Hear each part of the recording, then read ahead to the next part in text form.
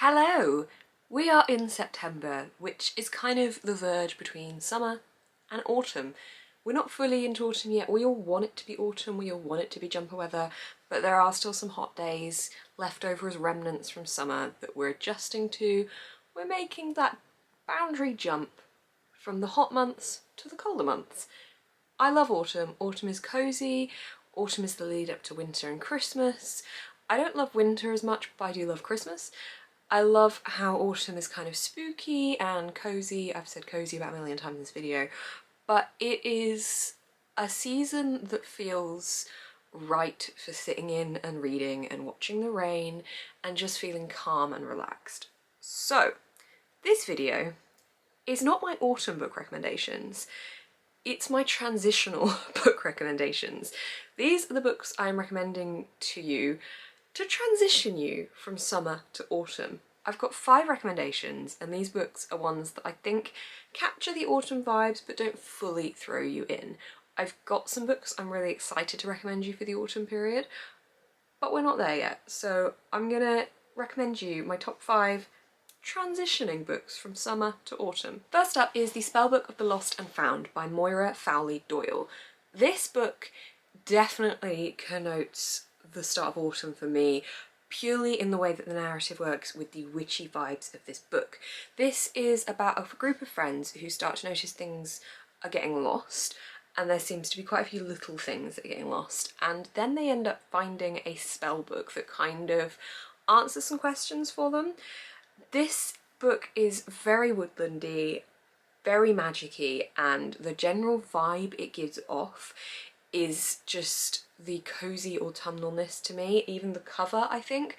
I can't actually remember what season this book is set in because I read this about 2 years ago.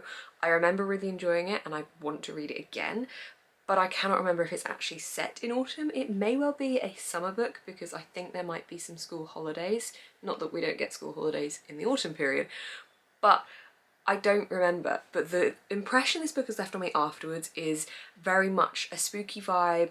It's one to get your teeth stuck into if you want something a little bit weird, a little bit unusual, with some magic going on in it, in a contemporary setting, with schoolgirls with amazing hair. I've got such hair envy, but it's schoolgirl age as the main characters, and it's really good fun and stays in your head a lot afterwards as an atmospheric book. So this is number 1 on my transitional recommendations. Then is it any surprise to see The Unlikely Escape of Uriah Heep by H.G. Parry on my list, because this is one of my favourite books. And I have purely put it on this list because of how familiar this book feels when you read it. I've only read this once, but the way it makes you feel at home, it just connotes the coziness of autumn in a book. Again, not because this book is set during the autumn time. I don't think it specifically says what season it's set in, but just because of the way this book makes me feel. So this is about a main character whose brother can bring characters out of books and bring them into the world around us, and about someone else that can do this and is seemingly doing it for the wrong reasons. So there's kind of a little bit of a fictional real battle between the two, but we also see so many fictional characters come out of their books. But the thing I love about this is they are fictional characters that we know they're not made up for this book, they are coming out of books. So we've got like the White Witch from Narnia and Matilda and Dorian Gray and things like that. I love this book so much for what it does with that.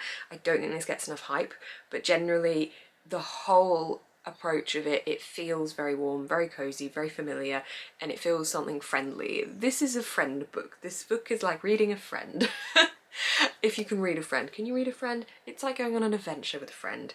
It just feels good, and I would really, really recommend this if you're looking for something it's not easy, it's just calm and relaxing. All these books have this theme in common, I think. They just have that kind of atmosphere about them that makes you want to curl up in a chair with a blanket as it's raining outside and enjoy them. I read this one in the winter, so that might be also why I'm associating that with it, but go check it out. This next one might be a weird pick, but it's To All the Boys I've Loved Before by Jenny Han. Maybe I'm thinking this one is autumnal because when the book starts, Lara Jean is going back to school, so it must be September time, right? Is that any sort of logic? Probably not. But this series I always think of as being autumnal because it just resonates loveliness and familiarity and homeliness. This is a trilogy following Lara Jean, and the initial offset of the series is that Lara Jean writes some letters as she goes through her life to all the boys she's fallen in love with as kind of a closure thing for her. She keeps letters all in a box, and then one day she realises that someone has sent letters out, and suddenly all these guys know that she at one point has had a crush on them. And it's how that then progresses throughout the trilogy. I listened to these on audiobook and they were fantastic. The narrator was so brilliant. The way that she narrates all the characters and the way that she just narrates the books in general is just, I don't want to say they will make me feel like home, but that is why I picked these books, because they just read like you are reading something so familiar and so warm and friendly that is generally the atmosphere I get from these. And I just love this trilogy. I think I want to reread it again via audiobook because they're just so easy. I think I listened to all three of these in 1 week when I was commuting back and forth from work, because they're not too long, and contemporary I find is easier just to dip in and out of and listen to a lot more, because as opposed to like a heavy fantasy when you've got creatures and world building and stuff, it is easier just to listen to these kind of things whilst you're doing housework or whilst you're driving to work through your car speakers and things. So this series definitely makes it onto this list. I would highly recommend picking this up regardless if you are a contemporary fan, because it's just nice and it's cute, and there's 2 film adaptations out so far. Don't know when we're getting the 3rd one. I didn't like the 2nd film adaptation as much as I liked the 1st film adaptation. It does literally feel like they've taken the books and put them on screen though, so they've got that. They've missed a couple of bits I think, but it does take the tone of the books, the atmosphere of the books, and put them on screen. So yes, autumnal reads, more autumnal reads, well, transitional reads. I didn't even know what this recommendations video is, but I just wanted to recommend you some books that I felt were autumn but not quite autumn, if that makes any sort of sense. We've also got Empress of All Seasons by Emiko Jean. This one I have recommended recently, but the reason I've put this on the list is because she's the Empress of All Seasons. This is about a challenge that is put in place to find the prince a wife, and the women have to go through 4 challenges of 4 seasons to try and defeat them and become the prince's wife. Except it follows the main character, who isn't quite human and has in fact kind of been raised to win this competition and kill the emperor or the prince, I can't remember which one, but it's a battle between her being raised for that and her actually wanting or not wanting to do it. This book, I really enjoyed the variety. I enjoyed the fact that we went into all the different seasons, and that is why I'm recommending this. This book is about seasons. It's about a lot more than that, but it really, setting-wise, features around multiple different seasons. So what better to transition from summer to autumn when you literally have that transition in the book of going from a summer challenge to an autumn challenge. It's perfect. How could I not recommend this book? This one doesn't give me autumn vibes in the same way, because obviously we are going through all 4 seasons, but I couldn't not pick a book that actually talks about seasons as a transitional read. The next book is one that I don't have in physical copy because I have always listened to them all as audiobooks, but I shall put an image up here. That is the Wayward Children series by Shannon Maguire. This series I love so much. I think there's another one coming out soon if it's not already out. They're very short books, very short, but they all follow children that have been through a door, like Alice in Wonderland style setting. They've been through a door to a magical world for whatever reason, and then for whatever reason, whether it's their choice or not, they have come home through that door again and are now stuck in the real world with this knowledge of this fantastical world, but not being able to get back there. And all the worlds are different. There's nonsense worlds, there's logic worlds, there's like food related worlds, there's so many different worlds, and each book follows a different child as they go to their world again in some capacity, or they look back on their time in the world. And honestly, everything about these I adore, but the reason I'm putting them in this recommendations is because all of these books have a darker undertone to them, in my opinion.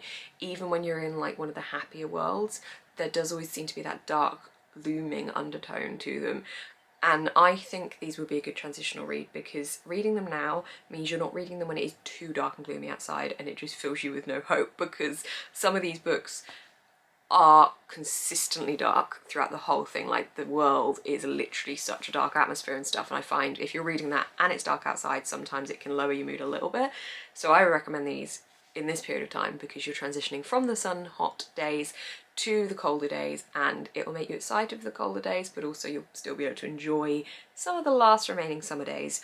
Also, it's such an easy series to get through that you could probably read these all in a month if you wanted to. So if you need to bulk out TBR, add the Wayward series, the Wayward Children series, to your TBR. It's one I one day want to own all the books for, but also they're so small and they're so expensive because they are hardbacks, and but I do really like them, so maybe one day I'll add them to my wish list. I don't know how many are out at the moment. I want to say like 4 or 5. They do seem to come out one a year. I can associate when they came out to specific periods in my life. For example, when one of them came out, I think like 2 books ago, I was doing lots of job interviews and I was driving to and from the job interviews, and I was listening to the audiobook as I was driving, and I really associate that with those journeys in particular. So I like that I've got that with those books, but I think I've always listened to them around the autumn winter time, so that's also probably why I'm associating them with this time of year. So those are my 5 recommendations. Hopefully this made sense as a recommendations video and you're not just like, why are you recommending these random books for this random time of year? But I do consider September to be like mid-season, because last year I remember we had a really, really hot sunny day in the middle of September, and this year it's now just raining constantly and we haven't had any hot sunny days, and for the first part of this week I have just worn jumpers. So I don't know, it's a weird transitional period, but here's some recommendations for you that are based on that. I hope you enjoy them.